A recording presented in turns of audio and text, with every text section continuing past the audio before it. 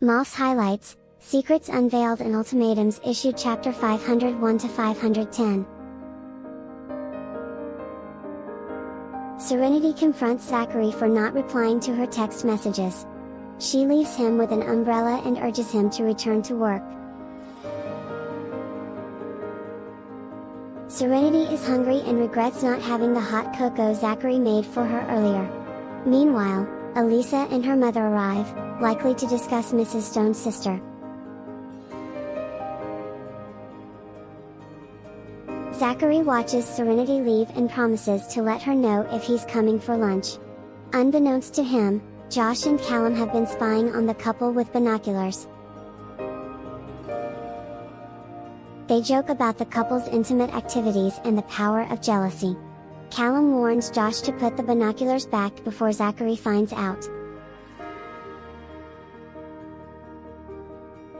After the meeting, Josh encounters Zachary in the elevator and informs him that Miss Socks is in the hospital with a high fever. Josh calls Jasmine to check on her, making sure she's okay.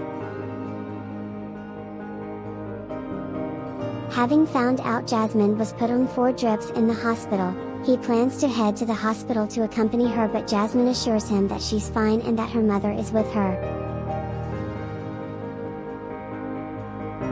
Josh decides to go to the hospital to sneak in and cautious about Mrs. Socks catching him visiting Jasmine, as their relationship hasn't reached the stage of meeting the parents. He informs only the head of his household and keeps it from the others, fearing their interference. Elisa and her mother waited for Serenity at her shop. Sean left after Elisa and her mother came. Sean's mother warned him to keep distance from Elisa, not to cross the fiery princess of the stones. Mrs. Stone, believing that Serenity and Liberty are her nieces, explores the shop and questions Elisa about the skincare and cosmetic products. Elisa explains that she bought the items through retail therapy and then gave them to Serenity as gifts, not as a means of dumping unwanted items. Mrs. Stone becomes emotional, realizing that the DNA test might confirm her blood relation to Serenity. Since her sister died 15 years ago, she hopes to reunite with her sister in heaven. Elisa comforts her mother, expressing joy at finding 2 nieces and expressing affection for Liberty's son, Sonny. Mrs. Stone cares for Serenity and is willing to help her regardless of their familial connection. Elisa mentions that Serenity's husband, who works at York Corporation but is not related to the known York family, is a supportive and better partner than her sister's ex-husband. Mrs. Stone asks about Serenity's husband and learns that he is not from the York family they know, but she doesn't dwell on it. Mrs. Stone asks Elisa about Serenity's husband and expresses her intention to assess him if Serenity is confirmed as her niece. Elisa mentions that Serenity and her husband are developing.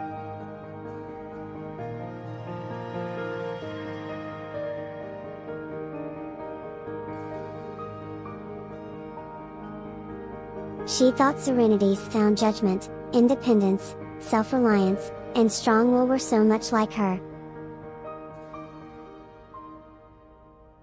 As the mother and daughter talks, Serenity arrives at the shop. Since it's still raining outside, Elisa stands at the entrance and watches Serenity with a smile as she goes out from the car. Serenity's in a good mood after clearing the air with Zachary and stopping the petty guy from repeating history. She can't help but smile when she comes back to the shop. She shook off the raindrops on the umbrella at the door and put the umbrella away before entering the shop with Elisa. Elisa introduces her to Mrs. Stone. Serenity and Mrs. Stone's meet eyes. Despite being hot with emotions, Mrs. Stone pulls herself together and let out a kind smile. Serenity greets Mrs. Stone politely, keeping her emotions in check until the DNA test is done. They sit down, and Mrs. Stone offers Serenity a glass of water, but Serenity reveals that she had already gotten a drink in the shop earlier. Mrs. Stone notices the packed breakfast and insulated cup on the cash register, feeling concerned that Serenity hasn't eaten yet. She advises Serenity to have something to eat before they talk. Elisa chimes in, sharing her own experience of not having meals on time and the negative impact it had on her health. She mentions that her mother now ensures she has breakfast in the morning. Mrs. Stone playfully glares at Elisa, and they share a lighthearted moment with Serenity laughing along. Serenity heats up her breakfast while Mrs. Stone is entertained by Elisa in the shop. She enjoys the hot cocoa Zachary made for her and receives a phone call from him. They talk about her breakfast and Zachary apologizes for running away earlier. Serenity teases him about his tendency to flee from difficult situations and jokes about not wanting his face to be covered in smut. They discuss lunch plans, and mentions that she'll treat Elisa and Mrs. Stone to lunch. Zachary offers to wire her money, but Serenity insists she has enough and won't take them to a food truck. She mentions being mindful of their expenses, especially considering the financial impact of having a child. Serenity sneezes, and Zachary expresses concern that she might have caught a cold. Serenity assures him that she's fine and attributes the sneeze to him missing her. They exchange playful banter about missing each other, with Zachary trying to get Serenity to admit it. However, she decides not to say it out loud. Zachary asks Serenity if Sean is still around, showing that he hasn't forgotten about his love rival. Serenity playfully suggests making Zachary eat greens every day to fuel his jealousy. They exchange banter, but she ends the call without saying she misses him, leaving Zachary slightly disappointed. Serenity prepares a fruit platter and offers it to Mrs. Stone and Elisa, who are sitting at the cash register. Mrs. Stone gets straight to the point and expresses her longing for her sister, explaining that she has been searching for her for 50 years. She believes Serenity and Elisa might be her sister's daughters and asks if they would be willing to do a DNA test. Elisa suggests using Serenity's hair for the test if she can't go with them. Serenity suggests calling her sister to discuss the situation and asks for a moment before giving a response. Mrs. Stone becomes emotional, realizing that her sister may have passed away 15 years ago. Serenity receives a wire transfer of $50,000 from Zachary and reads his message about accepting the money as a sign that she doesn't see him as her husband if she refuses it. She waits until after their visit to the DNA testing center to accept the money. With the funds, Serenity treats Mrs. Stone and her daughter to lunch at a 5-star hotel, the Wilkespoon Hotel. Serenity realizes that the hotel is under the flagship of York Corporation, which is a competitor of the Stones. Apologizing to Mrs. Stone, Serenity suggests going to another restaurant. Mrs. Stone is fine with the choice since she used to frequent the hotel for client meetings. Elisa, despite her broken heart, acknowledges that she won't run into Zachary there. Elisa tells herself and believes she can find her faithful and brilliant husband. They enter the hotel, and although the lobby manager recognizes Serenity, he refrains from addressing her directly. He notices Mrs. Stone and Elisa, finding them familiar but unsure of their connection to Serenity. Meanwhile, Zachary, Callum, and Mr. Buchan enter the hotel with security detail, catching the attention of the lobby manager. The lobby manager informs Callum about Serenity bringing Mrs. Stone and Elisa to the Hotel Supreme Lounge for lunch. Callum confirms with the lobby manager that it was indeed Serenity and expresses amusement at the manager's torn expression. Callum informs Zachary that he saw Serenity with Mrs. Stone and Elisa at the Wiltspoon Hotel's Supreme Lounge for lunch. Zachary isn't surprised and comments that they won't run into each other since he usually takes clients to the presidential suite on a different floor. Callum doesn't say anything further, aware that Zachary is confident about the situation. Hank and Jessica, on a different floor of the hotel, catch a glimpse of Zachary entering a private lift. Hank thinks the silhouette looks familiar but doesn't get a closer look before the lift closes. The security detail notices Hank's prying eyes and gives him an intimidating glare, causing him to quickly leave with Jessica. Hank speculates that Zachary might be Serenity's husband, but Jessica sarcastically questions whether Serenity is meant to live a rich life if Zachary is Mr. York. They discuss Mr. York's anonymity and how his name cannot be easily found online. Jessica recalls searching for his name in the past but not being able to remember it. Jessica dismisses Hank's observations, emphasizing that seeing a figure and sharing a last name doesn't necessarily mean Zachary is related to Mr. York or part of the wealthy York family.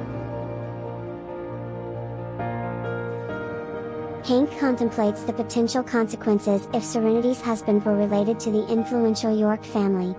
However, he quickly dismisses the thought and focuses on his current situation. Liberty, who had been waiting for Hank and Jessica at a hotel entrance, confronts Hank about his neglectful behavior and accuses him of favoring Jessica over his own family. Liberty recounts how she has taken care of their son, managed the household, and assisted Hank's parents and sister's family. Despite her efforts, Hank belittles her for seeking help from Serenity, accusing her of financial dependence and reckless spending. Liberty defends herself, explaining that she needs adequate nutrition to provide milk for their child. She criticizes Hank for neglecting their son's well-being and being unsupportive when she sought justice for their child's mistreatment. Jessica provokes Liberty by clinging onto Hank and taunting her. Liberty responds by slapping both Hank and Jessica, expressing her anger and disappointment in Hank's behavior. Jessica retaliates, leading to a brief physical altercation. Hank pulls Jessica away to protect her. Liberty demands to talk privately with Hank, emphasizing the need for a serious conversation. Despite spotting her sister's car nearby, Liberty decides not to involve her sister further and chooses to avoid causing her additional trouble. Liberty walks away, leaving Hank and Jessica behind, as she heads toward her bike, indicating her intention to have a private discussion with Hank. Jessica and Hank discuss Liberty's intention to talk to them. Hank believes it may be related to their ongoing divorce proceedings.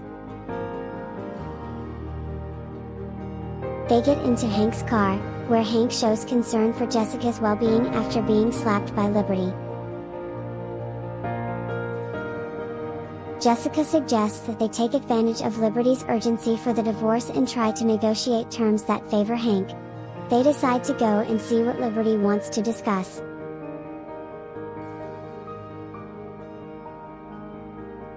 Feeling confident in their advantage over Liberty, Jessica and Hank enter a milkshake cafe where they plan to meet with her.